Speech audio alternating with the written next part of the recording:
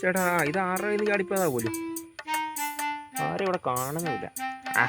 ആരുടെ ആട്ടെ 100 രൂപ ചുമ്മാ കിട്ടിയാൽ പുളിക്കില്ലല്ലോ.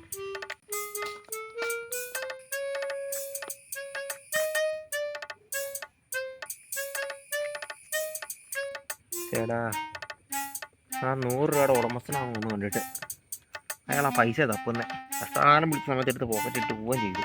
ഇവിടെ ആരും ഇല്ലാത്തത് കൊണ്ട് മിക്കവാറും എന്നെ തന്നെ സംശയിക്കും. ഇതേലോട്ടെ കൊണ്ടേ കൊടുത്തേക്കാം, ഇല്ലെങ്കിൽ എനിക്ക് ഇരിക്കപ്പുറത്ത് കിട്ടില്ല. ചേട്ടാ ഒരു 100 രൂപയാണോ തപ്പുന്നേ? അതെ, ഒരു 100 രൂപയായിരുന്നു. അതെ ചേട്ടാ, അത് ഞാൻ എടുത്തായിരുന്നു. വേറെ ഒന്നും കൊണ്ടല്ല, മഴ പെയ്തോ വെറുതെ നനഞ്ഞു പോകണമെന്ന് ഓർത്ത് എടുത്തതാ. മനഃപൂർവ്വം എടുത്തല്ലോ ചേട്ടൻ, എന്നെ തിരിച്ചിരിക്കല്ലേ. അല്ല, അത് കുഴപ്പമില്ല. അത്യാവശ്യമാണെന്നുണ്ടെങ്കിൽ അത് ചേട്ടൻ വെച്ചോ, എനിക്ക് വേണമെന്നില്ല. എൻ്റെ വേറെ പൈസയൊക്കെ ഉണ്ട്. അയ്യോ ചേട്ടാ, അങ്ങനെ പറയല്ലേ. അന്യൻ്റെ മുതൽ ആഗ്രഹിക്കാൻ പാടില്ല എന്നാ. ഇത് ചേട്ടൻ്റെ മുതലാ, ഇത് ചേട്ടൻ തന്നെ വെച്ചു. എനിക്കിതൊന്നും വേണ്ട ചേട്ടാ.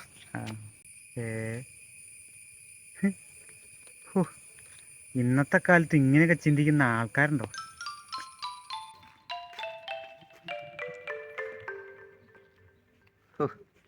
അയാൾക്ക് ആ പൈസ തിരിച്ചു കൊടുത്തപ്പോൾ ഒരു സമാധാനമായത്.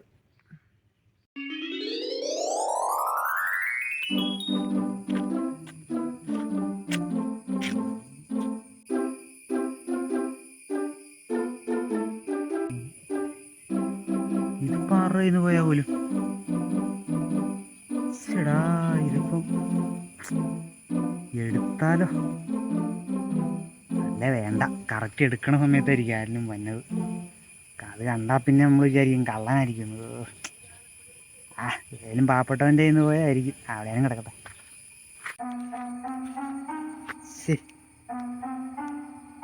ആ പൈസ എടുത്താൽ മതിയായിരുന്നു. വഴി കിടന്നൊക്കെ ഇപ്പോൾ ഒരു 100 രൂപ കിട്ടിയത് ഇപ്പോൾ ആരുടെയാന്ന് പറഞ്ഞത്. ഇപ്പോൾ അത് എൻ്റെ ഉടമസ്ഥനൊക്കെ ഇനി താഴാന്ന് പറഞ്ഞത്. പോയി എടുത്തേക്കാൻ.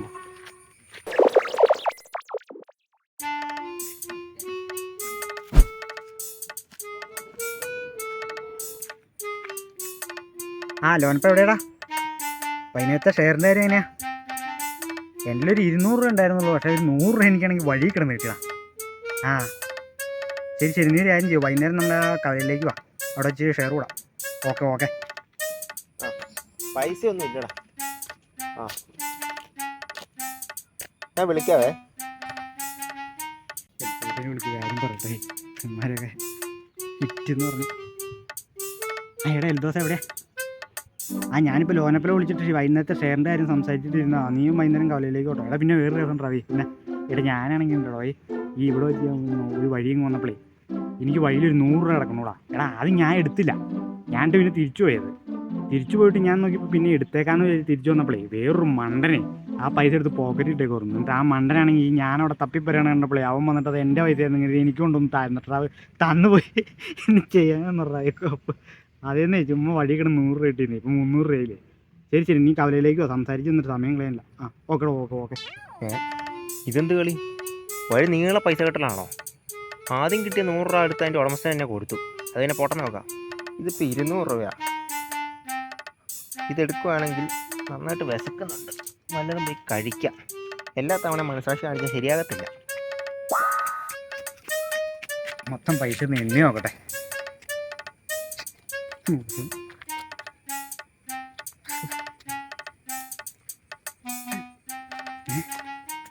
അയ്യോ, 200 രൂപ പോയി.